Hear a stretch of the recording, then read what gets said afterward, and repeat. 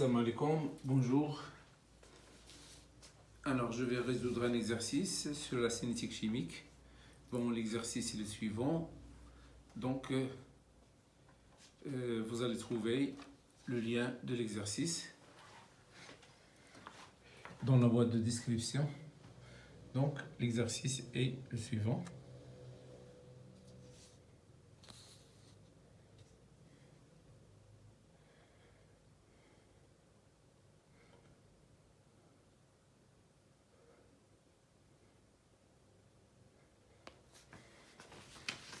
Alors, la suite de l'exercice. Nous avons ici une courbe. Bon. Alors, ici, ce sont les données. Bon, l'équation de la réaction.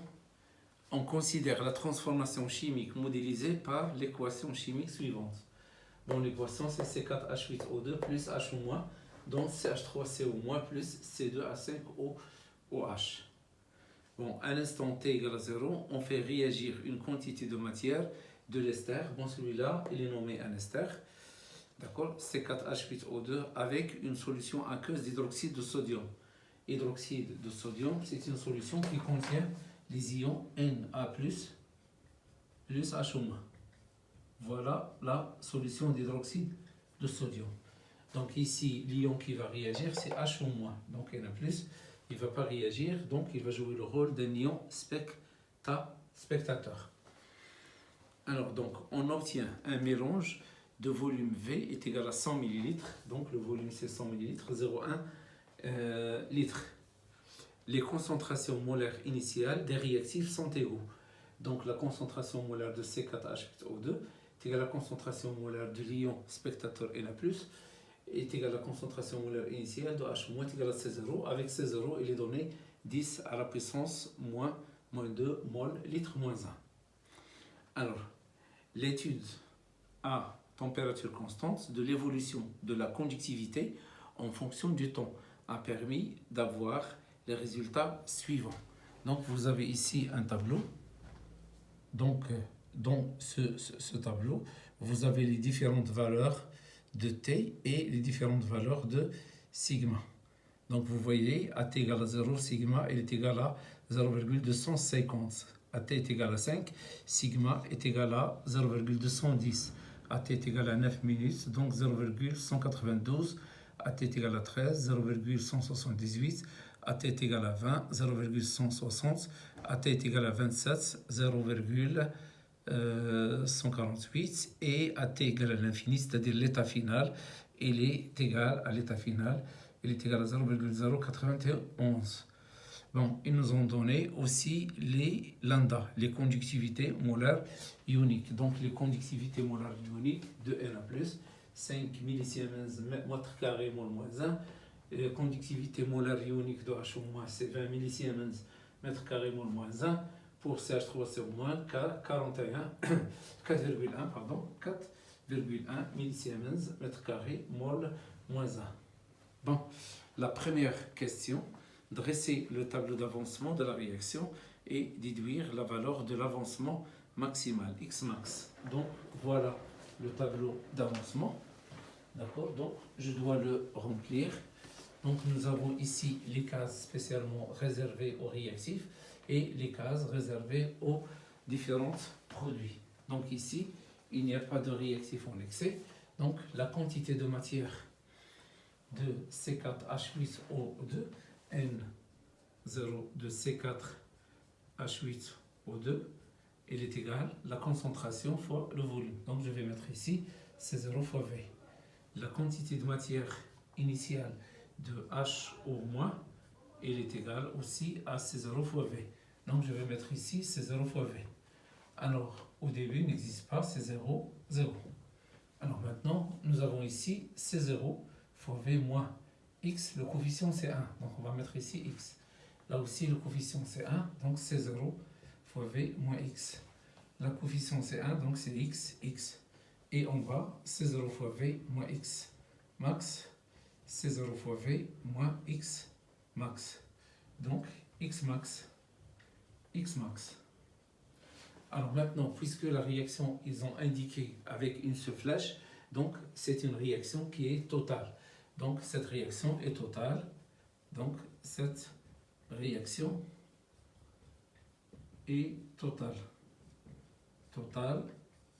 Donc, alors X final, il est égal à X max. Bon, donc ici, comment on cherche le X max? Donc ici, on va supposer que celui-là est réactif limitant. Je constate que si celui-là est limitant, aussi celui-là il est limitant. Donc on va prendre celle-là égale à 0. Donc nous avons C0 fois V moins X max est égal à 0. Donc automatiquement, X max est égal à C0 fois V. Alors nous avons le C0 c'est 10 moins 3. Le V c'est 0,1. Donc il est égal à 10 moins 3. 10 moins 2 fois 0,1 c'est 10 moins 3. Donc c'est 10 à la puissance moins 2 fois 0,1. Donc X max est égal à 10 à la puissance moins 3 mol. C'est-à-dire 1 millimol.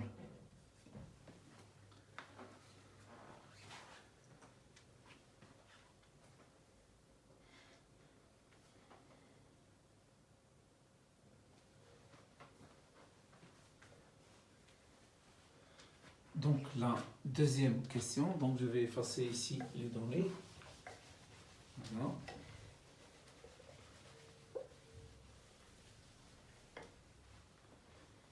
Donc la deuxième question, le graphe de la figure ci-contre représente la variation de l'avancement x en fonction du temps. De 1. Définir le temps de demi-réaction T1,5 et déduire graphiquement sa valeur. Donc, de 1. Alors, définition.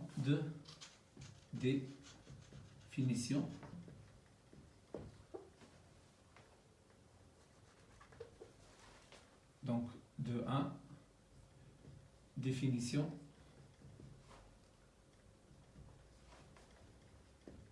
De T1,5. Alors, donc, le T1,5 et la durée nécessaire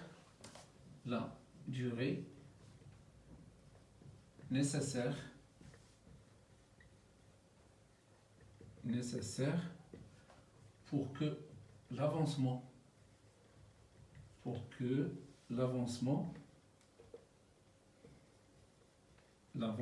la réaction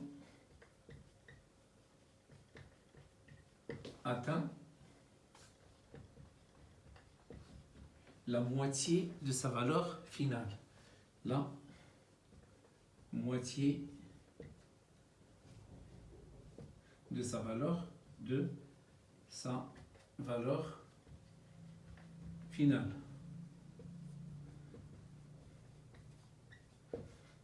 Alors, c'est-à-dire x1,5, c'est x à l'instant t est égal à t1,5, il est égal à x final divisé par 2. Voilà la définition de t1,5.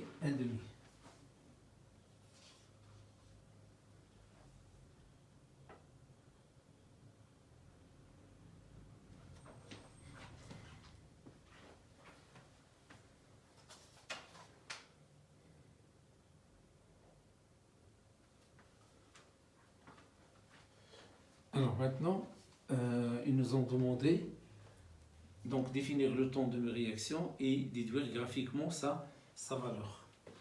Alors donc, nous avons, je cherche x1,5. x1,5, c'est x final sur 2. C'est-à-dire, c'est x max divisé par 2. Donc c'est 1 millimol divisé par 2. Donc 1 divisé par 2 millimol. C'est-à-dire est égal à 0,5 millimol. Alors maintenant, je regarde la courbe, voilà, et je regarde où se trouve le 0,5. Donc vous avez 0,2, donc suivi de 0,4, 0,6. Donc 0,5 c'est entre 0,4 et 0,6. Donc si je fais la projection, d'accord, 0,5, ça donne directement vers 15 minutes. Donc le t 1,5, il est égal à 15 minutes. Alors, donc d'après la courbe, nous avons, voilà la courbe. Ici c'est x, ici c'est t, voilà. Nous avons x 1,5 c'est 0,5, ici c'est 0,5, 0,5, c'est-à-dire x 1,5. Je fais la projection sur la courbe, directement la projection verticale, ça donne ici t 1,5. On trouve t 1,5 est égal à 15 minutes. T 1,5 est égal à 15 minutes.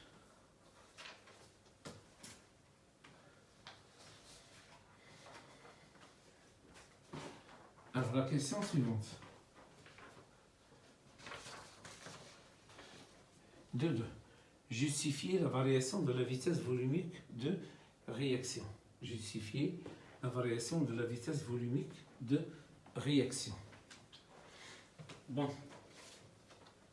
Donc ici, on va essayer de la justifier sans faire de calcul. Donc on va se baser seulement sur la courbe. Donc T2. Donc nous avons ici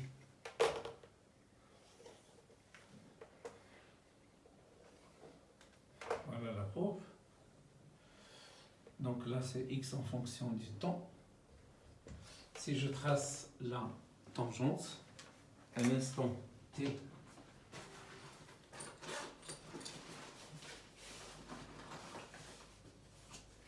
donc je trace la tangente à l'instant t égale à 0.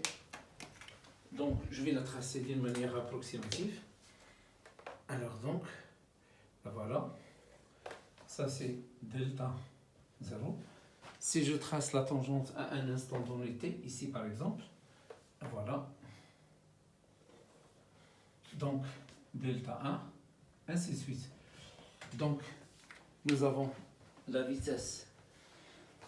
Alors donc la vitesse de la réaction v de t est égale à 1 sur v fois d de x sur dt.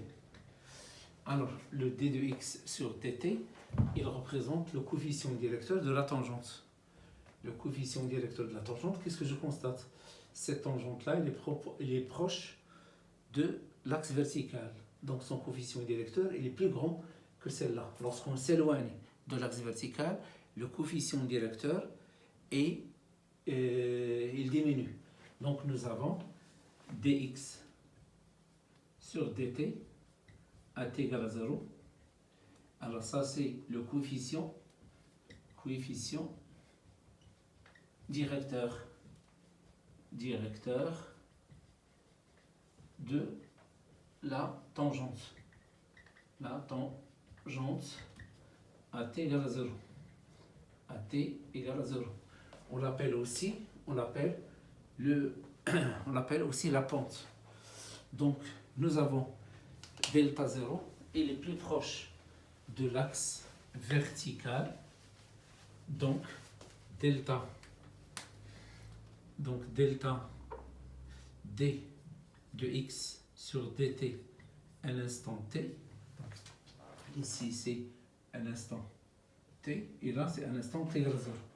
Est inférieur à d de x sur dt à l'instant t égale à 0. Donc automatiquement, la vitesse à l'instant t est inférieure à la vitesse à l'instant t égale à 0. Donc qu'est-ce qu'on dit ici? La vitesse volumique de réaction, la vitesse volumique de réaction diminue au cours du temps.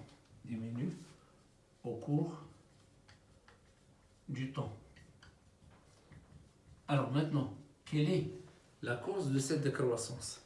La cause de cette décroissance, c'est l'un des facteurs cinétiques. on sait que nous avons ici deux facteurs cinétiques, la température et la concentration. Puisqu'on a gardé la température constante, donc le seul facteur cinétique ici, c'est la variation de la concentration des réactifs. Donc, à cause de la diminution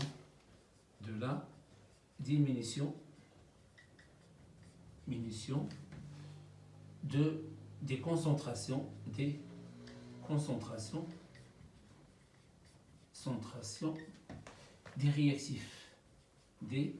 réactifs. Donc on dit le responsable de la décroissance de la vitesse volumique de réaction, c'est la diminution des concentrations des réactifs.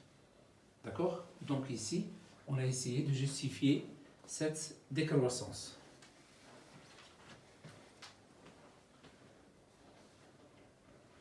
Bon, alors maintenant, on va passer à la troisième question. Donc la troisième question, vous voyez ici que je n'ai pas voulu effacer le tableau d'avancement parce que j'en ai besoin pour expliquer la suite de l'exercice. Donc j'en ai besoin pour expliquer la suite de l'exercice. Je dois avoir toujours le tableau d'avancement à côté de moi. Alors la troisième question. Exprimer sigma 0, la conductivité initiale de la solution en fonction de C0, lambda Na+, et lambda H-, et calculer sa valeur. Donc, troisièmement, voilà, ils nous ont demandé d'exprimer sigma. Donc, je regarde les ions présents à T égale à 0, sont, alors donc les ions, c'est H au moins, et l'ion spectateur Na+. Donc, sigma 0 est égal à lambda Na+, fois la concentration de Na+ initiale, plus lambda H- fois la concentration de H-, concentration initiale. Bon, alors celle-là, il a été noté C0. Là, ici, il a été noté C0. Donc, on va remplacer celle-là par C0 et celle-là aussi par C0. Je factorise C0. Qu'est-ce que ça donne? Sigma 0 est égal à lambda Na+, plus lambda H au moins, facteur de C0. Voilà la valeur de sigma. Alors maintenant, lorsque je calcule sigma 0, je dois convertir C0 en mol par mètre cube, puisque alors lambda et lambda, ils sont donnés en mol, donc ils sont donnés en Siemens, mol mètre carré, mol moins 1. Donc le sigma, il est donné en Siemens mètre moins 1. Alors, je fais le calcul, sigma 0, voilà, sigma 0 est égal. Alors, ils nous ont donné lambda Na+, 5 millisiemens, c'est 5 10 moins 3, 5 10 à la puissance moins 3, plus 20 millisiemens, 20 10 à la puissance moins 3. Alors, plus, à la fois, la concentration C0, 10 moins 2 mol, donc 10 moins 2 mol par litre. Donc je dois la multiplier par 10 à la puissance 3 pour la rendre en mol par mètre cube. C'est-à-dire que vous avez C0 est égal à 10 à la puissance moins 2. Donc ici, la valeur de C0, je vais commencer par... Donc C0 est égal à 10 à la puissance moins 2 mol par litre est égal à 10 moins 2 fois 10 à la puissance 3 mol par mètre cube. Donc, il est égal à 10 mol par mètre cube. Je la remplace ici. Donc, sigma 0 est égal à 5 10 moins 3, 5 10 à la puissance moins 3, plus 20 10 à la puissance moins 3. Alors, le tout multiplié par 10. 20 plus 5, ça donne 25. 10 moins 3, il y a 25. 10 moins 2. Donc, sigma 0 est égal 25, 10, absence moins 2, ou bien est égal à 0,25 Siemens par mètre ou bien mètre moins 1. C'est exactement la valeur qui a été donnée dans le tableau. C'est la même valeur qui a été donnée dans le tableau. D'accord? AT égale à 0. Alors, quatrièmement,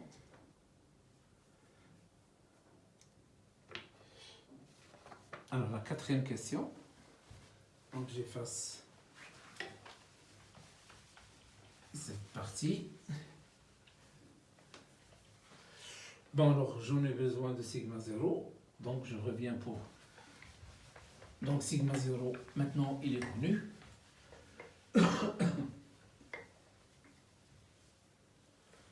Alors, maintenant. Donc, la question, c'est montrer que, quatrièmement,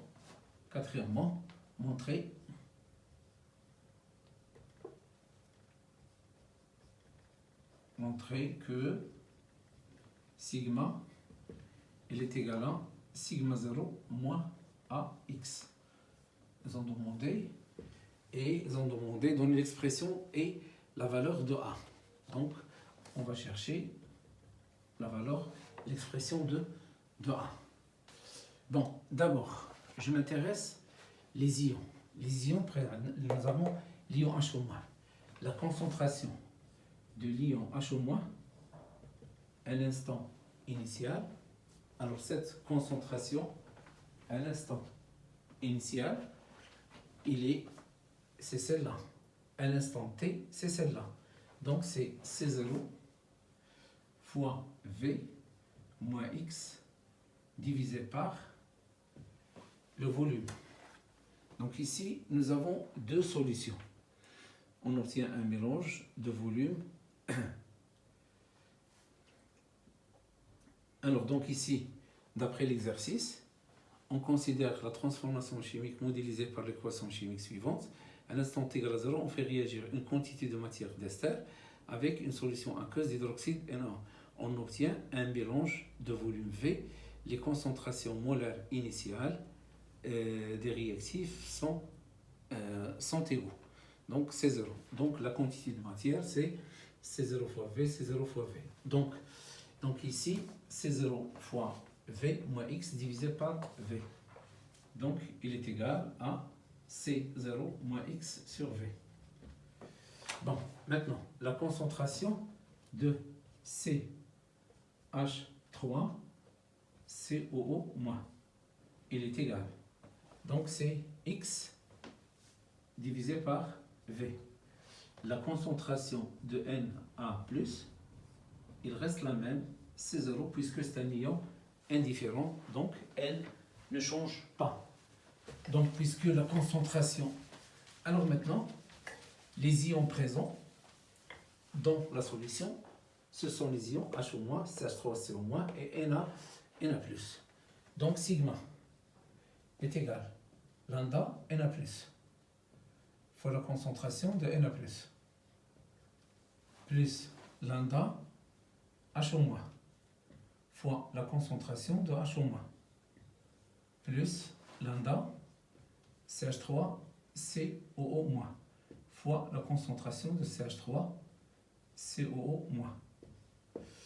Je remplace, celle-là c'est C0, donc sigma est égal lambda Na+, fois C0. Je remplace C0, je remplace celle-là par C0 moins X sur V, donc lambda plus lambda H-, fois C0 moins X divisé par V, plus lambda CH3 COO- fois, alors X divisé par V. X divisé par V.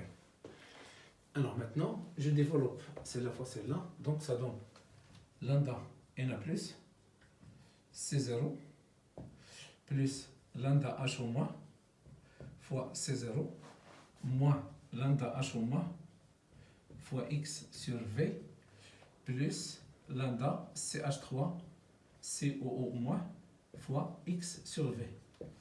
Ici, je factorise C0, donc sigma est égal lambda Na+, plus lambda H-, le tout facteur de C0. Alors, ici, je factorise le x. Et je factorise aussi le signe moins. Moins facteur. Et ici, je factorise le x. Alors, donc, ici, ça devient plus.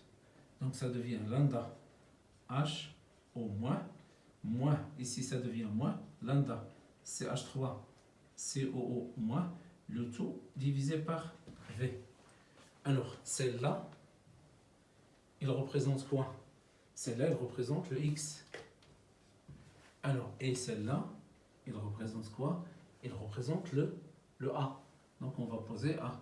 Donc, on obtient sigma est égal à sigma 0 moins AX avec, voilà, avec grand A est égal à lambda H au moins plus lambda CH3 COO moins, le tout divisé par V.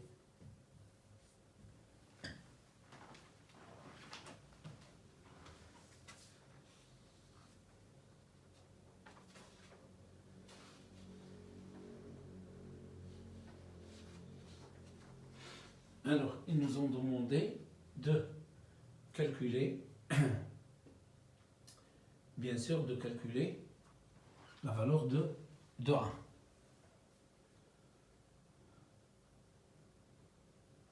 Donc ici, le V, bien sûr, je vais le V, il doit être en mètres cubes. Donc, nous avons lambda H au moins.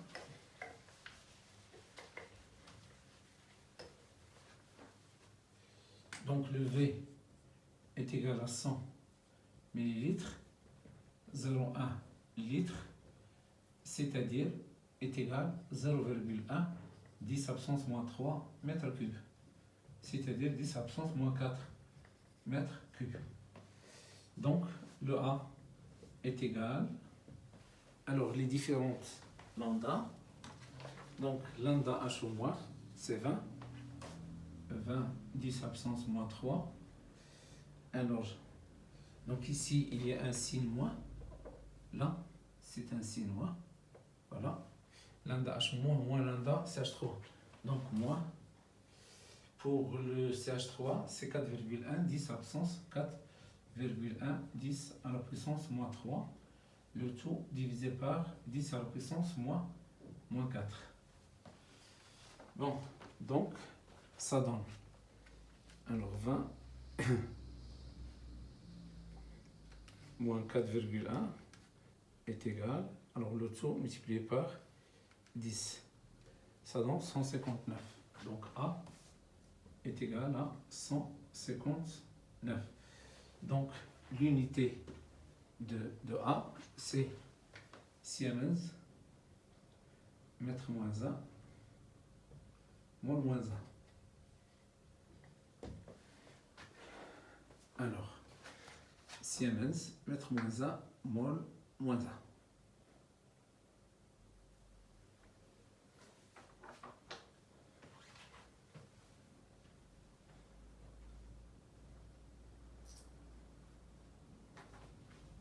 Alors, la question 5.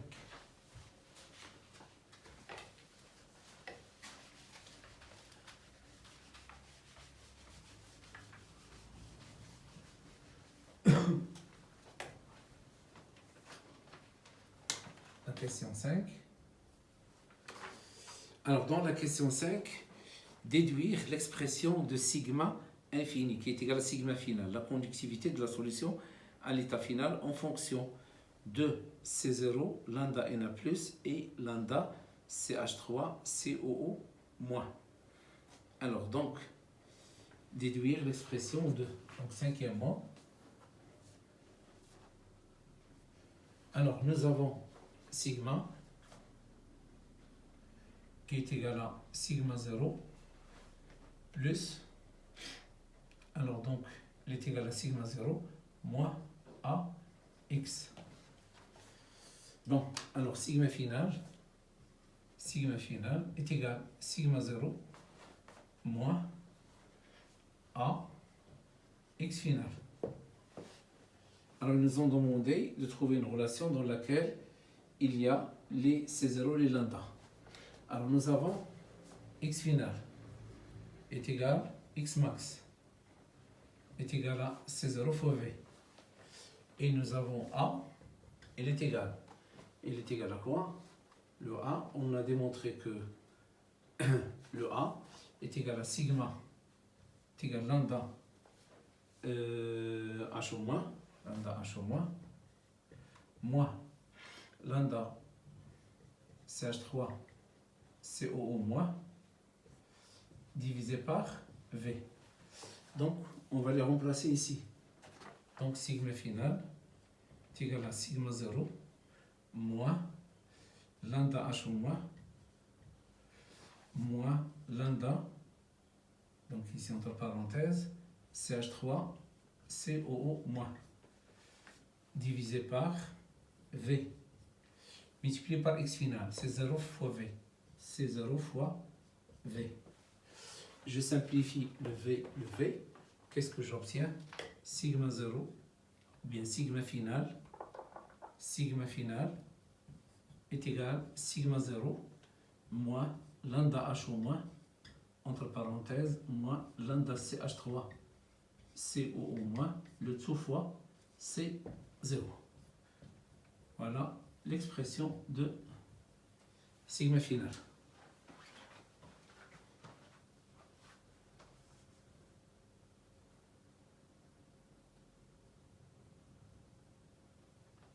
Bon, alors maintenant, je peux remplacer, puisqu'ils ont demandé ici, ils ont demandé en fonction de lambda Na+. On doit introduire lambda Na+.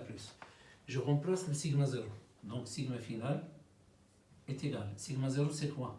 C'est lambda Na+, plus lambda H au moins, fois C0, moins lambda H au moins lambda CH3 CO au moins fois C0. Alors, je factorise C0, il reste lambda Na+, plus lambda H au moins. Alors ici, lambda moins lambda H au moins, plus lambda CH3 CO moins, le tout facteur de C0. Alors, je simplifie lambda H au moins, lambda H au moins, et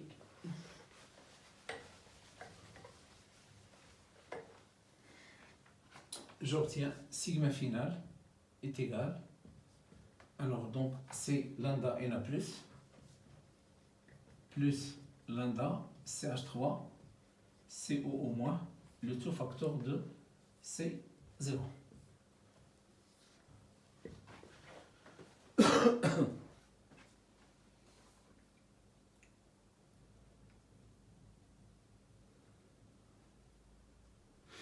Alors, la question suivante. La question suivante, c'est, sixièmement,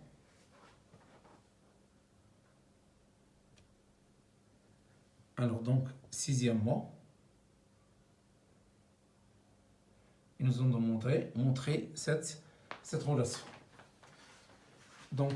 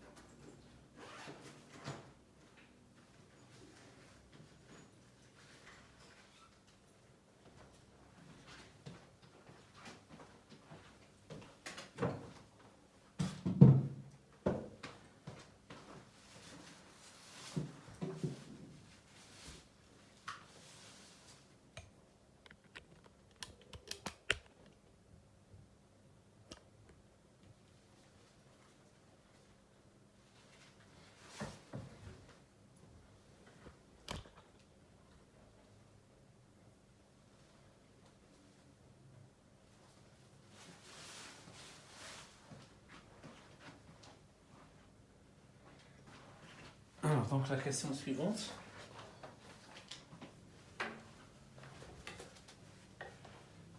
Donc ils nous ont demandé de démontrer, on démontre, sixièmement, on démontre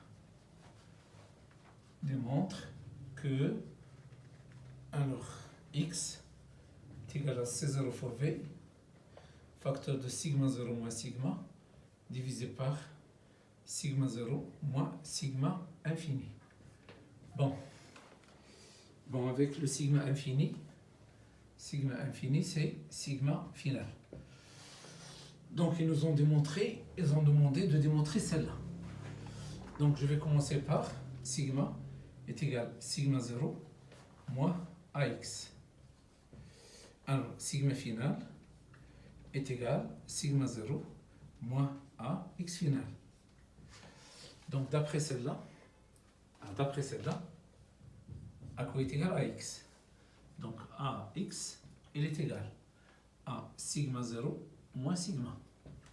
Et d'après celle-là, je déplace elle ici et je déplace celle-là ici. Donc, AX final est égal à sigma 0 moins sigma final. Alors, je divise AX sur AX final. AX sur AX final est égal. Donc, sigma 0 moins sigma divisé par sigma 0 moins sigma final.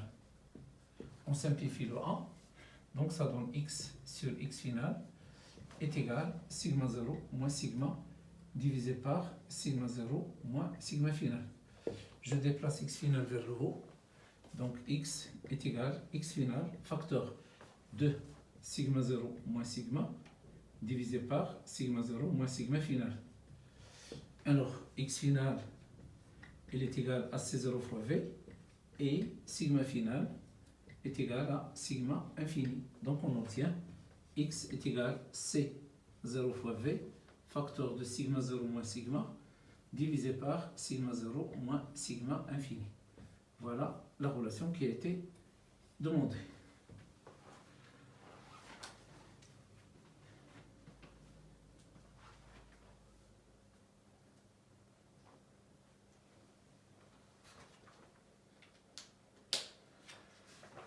Alors, la question 7.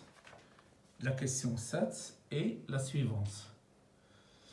Montrer que l'expression de la vitesse volumique de réaction est liée à la conductivité par la relation suivante. V est égal à moins K d de sigma sur dt. Bon. Donc ici, je vais travailler avec cette relation. Donc, par définition,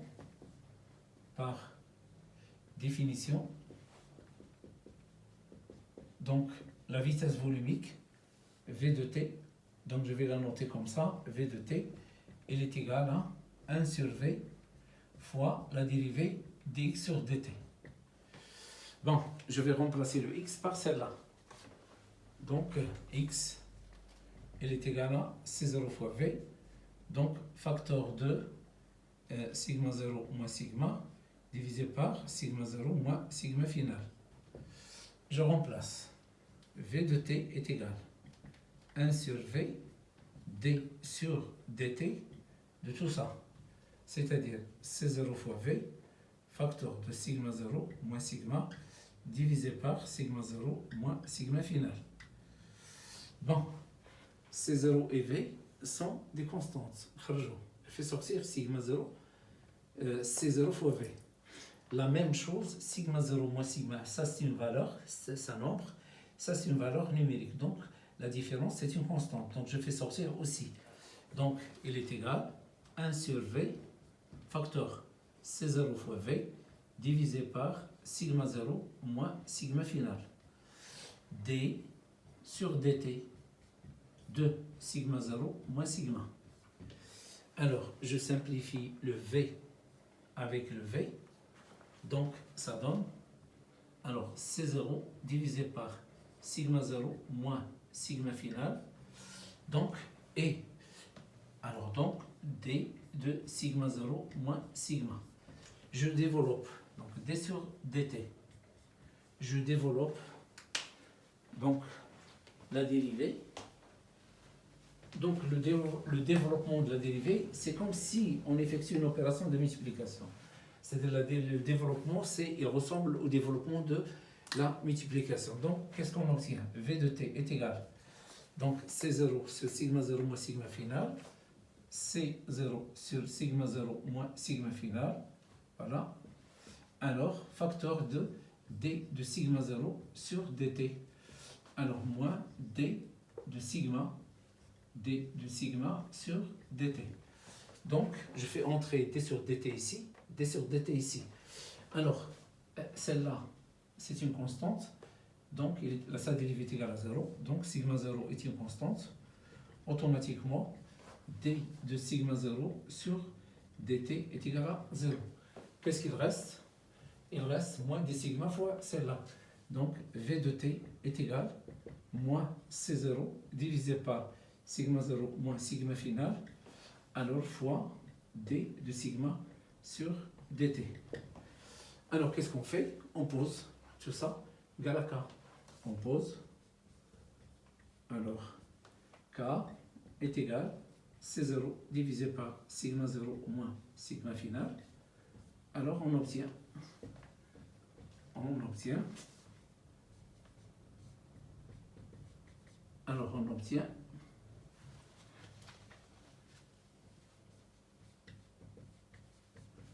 donc V de t est égal moins k fois d de sigma sur dt, la valeur qui a été demandée.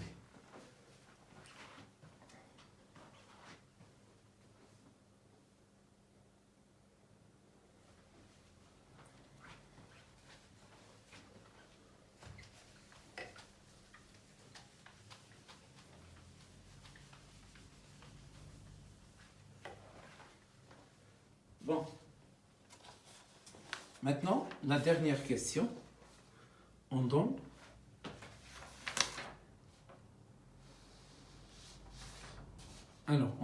d sigma sur dt. Donc, ils nous ont donné d sigma sur dt. Ici, une question. Ils nous ont donné d de sigma sur dt.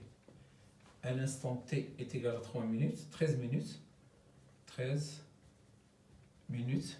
Il est égal à moins 3, 10 à la puissance moins 3. Alors, Siemens, mètre moins 1, minute moins 1. Alors, ils nous ont calculé la vitesse de réaction. Donc, nous avons celle-là, d de sigma sur dt.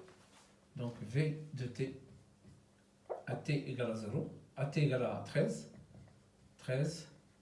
minutes, est égal à moins k fois d de sigma sur dt, à t est égal à 13 minutes. Je vais calculer le k. Alors le k, il est égal à donc la valeur de k c'est C0 sur sigma 0 moins sigma final. Donc,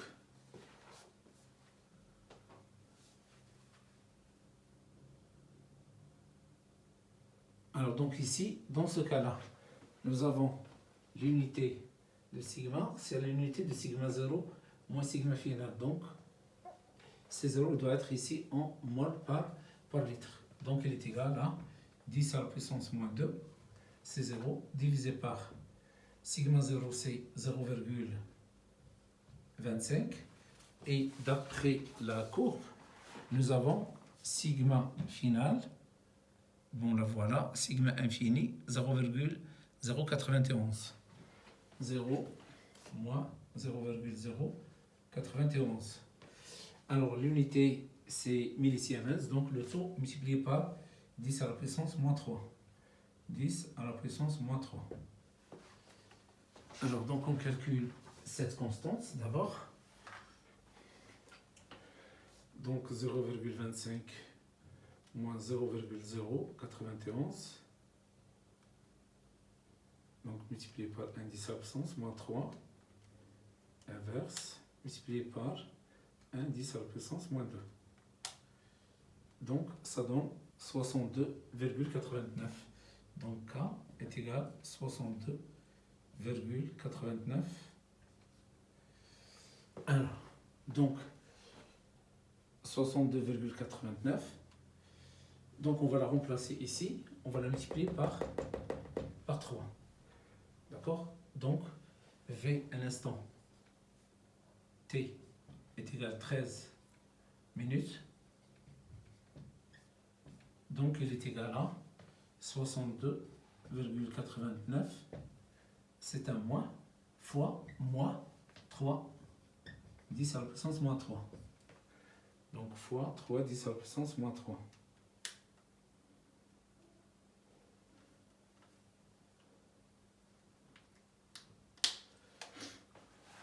Donc ici, je reprends.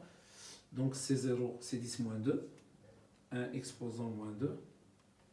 Donc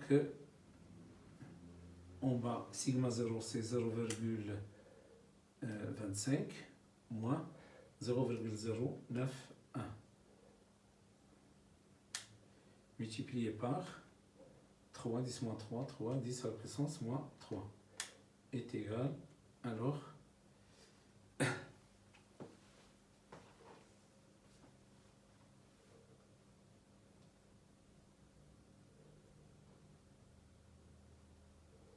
donc 1,88, 10 moins 4. 1,88, 10 à la puissance moins 4.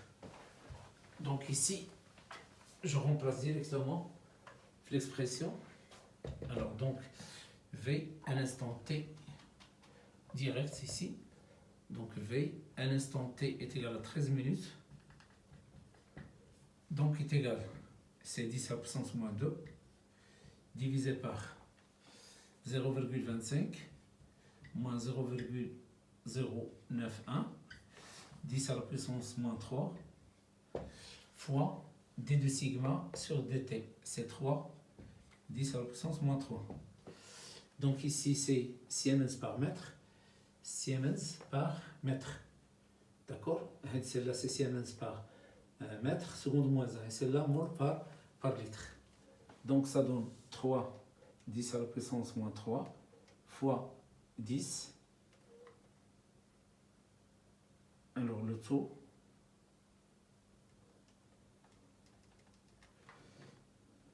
alors on a 3, 10 à la puissance moins 3, fois 1, 10 à la puissance moins 2. Alors en bas, 0,250, 25, moins 0,091. Donc, fois 1 exposant moins 3. Alors, 0,188. Alors, mol, litre moins 1, minute moins 1. Minute moins 1. Donc voilà la dernière question qui concerne. Bon, là, une remarque, c'est que ici, nous avons celle-là, c'est K, avec ici, nous avons un signe moins, et là, nous avons aussi un signe moins. Donc les deux signes moins, ils vont se simplifier. Donc c'est pourquoi on obtient une valeur positive. À la prochaine, Inch'Allah.